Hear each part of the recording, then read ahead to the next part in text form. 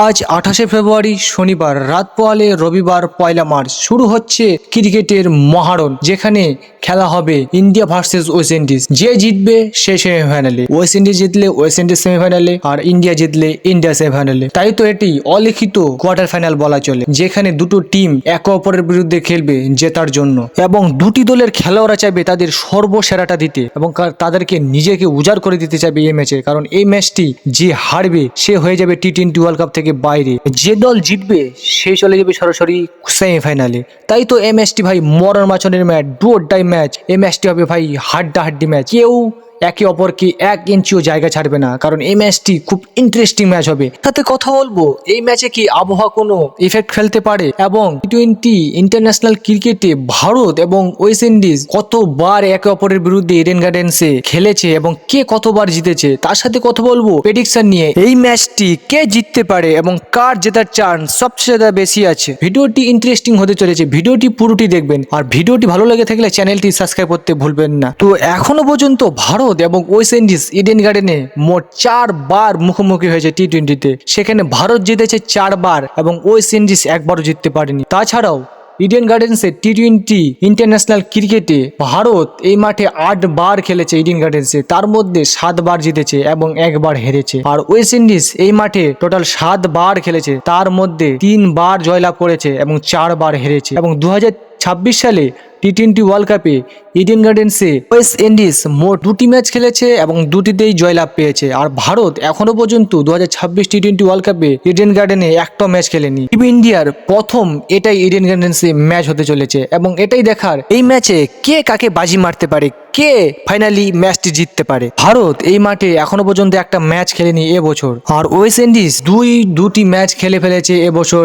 এখানে। তো এখানে কিছুটা হলেও ওয়েস্ট ইন্ডিজ এগিয়ে থাকবে ভারতের চেয়ে। তো ভারতের প্লেইং 11 কি হতে পারে এই ম্যাচে? ভারতের প্লেইং 11-এ কি কোনো পরিবর্তন হওয়া দরকার? এখানে কি এক্সট্রা একটা স্পিনের অপশন নিয়ে যেতে পারে গৌতম গম্ভীর? আমার তো মনে হয় না গৌতম গম্ভীর কোনো চেঞ্জ করবে, কারণ আগের ম্যাচটা যেভাবে ইন্ডিয়া খেলেছে, যেভাবে ডমিনেট করে জিতেছে, সেক্ষেত্রে তো ভাই এই ম্যাচে কোনো পরিবর্তন হওয়ার দরকারই নেই, আর গৌতম গম্ভীর উইনিং কম্বিনেশন ভাঙবে না। তো ভারতের একাদশ সেমি থাকছে আগের ম্যাচের প্লেইং 11ই খেলবে। ওপেনিং করবে ওই অভিষেক শর্মা, তার সাথে সঞ্জু। নাম্বার 3-তে ঈশান কিষান, নাম্বার 4-এ ক্যাপ্টেন সূর্য কুমার, নাম্বার 5 পজিশনে তিলকও খেলতে পারে অথবা হার্দিকও খেলতে পারে, এটার ম্যাচের সিচুয়েশন অনুযায়ী তারা আগে পিছে ব্যাট করতে পারে। আর নাম্বার 7-এ খেলতে পারে শিবম দুবে, নাম্বার 8-এ অক্ষর প্যাটেল, নাম্বার 9-এ আশদীপ সিং, নাম্বার 10-এ বুমরা এবং নাম্বার 11-এ বরুণ চক্রবর্তী। এটাই হবে ভারতের বেস্ট 11।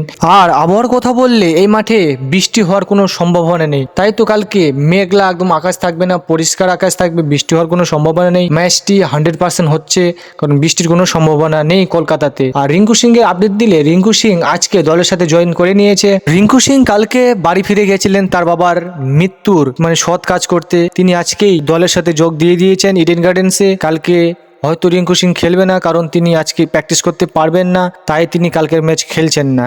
আর রিঙ্কু সিং ভারতীয় দলে যোগ দিলেন, হয়তো তিনি আজকে প্র্যাকটিসও করবেন না, কারণ তার মন ভালো নেই। কারণ কালকের ম্যাচেও তাকে খেলাবে না গৌতম গম্ভীর, কারণ তার মন এখন ভালো নেই, তার বাবার মৃত্যু হয়েছে রিসেন্টলি, তাকে তিনি রেস্ট দিবেন। এরপর আজকের ম্যাচের কথা বললে, আজকের ম্যাচ খেলা হবে শ্রীলঙ্কা ভার্সেস পাকিস্তান। এই ম্যাচটি শ্রীলঙ্কার জন্য অত গুরুত্বপূর্ণ নয়, কিন্তু পাকিস্তানের কাছে ভাই এই ম্যাচটি অনেক গুরুত্বপূর্ণ ম্যাচ। কারণ পাকিস্তান এই ম্যাচে যদি শ্রীলঙ্কাকে বড় ব্যবধানে হারাতে পারে, তাহলে ভাই সরাসরি সেমিফাইনালে তারা জায়গা করে নিবে। আর যদি না পারে, ভাই ম্যাচে হেরে যায়, তাহলে তার জায়গায় সেমিফাইনালে কোয়ালিফাই করবে নিউজিল্যান্ড। কারণ পাকিস্তানের আছে 1 পয়েন্টে আর নিউজিল্যান্ড আছে 3 পয়েন্টে। তো পাকিস্তানকে এই ম্যাচে শ্রীলঙ্কাকে অনেক বড় ব্যবধানে হারাতে হবে, কারণ পাকিস্তান যদি এই ম্যাচে জিতেও যায়, তাহলে পাকিস্তানের হবে 3 পয়েন্ট এবং নিউজিল্যান্ডের হবে 3 পয়েন্ট, কিন্তু রান নেটের ফারাকটা থাকবে। রান নেটে এই জন্য ভাই পাকিস্তানকে অনেক বড় ধরনের জিততে হবে ম্যাচটি, কারণ শ্রীলঙ্কাকে পাকিস্তান যদি প্রথমে ব্যাটিং করে, তাহলে পাকিস্তানকে 64 রানে হারাতে হবে তোমার শ্রীলঙ্কাকে। আর প্রথমে যদি শ্রীলঙ্কা ব্যাটিং করে, তাহলে সেই রানটি চেস করতে হবে 13 ওভার 4 বলে, তাহলে একমাত্র পাকিস্তান সেমিফাইনালে কোয়ালিফাই করতে পারবে, না হলে তার জায়গায় নিউজিল্যান্ড কোয়ালিফাই করে যাবে। শুধু এটাই দেখার আজকের ম্যাচে কে বাজিবাদ মারে। আবারও কি আমরা সেমিতে ইন্ডিয়া পাকিস্তান ম্যাচ দেখতে পারবো, সেটাই এখন দেখার। আর এই ম্যাচে ভাই পাকিস্তানের জন্য সহজ হবে না, কারণ শ্রীলঙ্কা তাদের নিজের মাঠে খেলছে, তারাও চাইবে তারা এই ম্যাচটি জিতে ভালোভাবে তাদের যাত্রাটা শেষ করতে।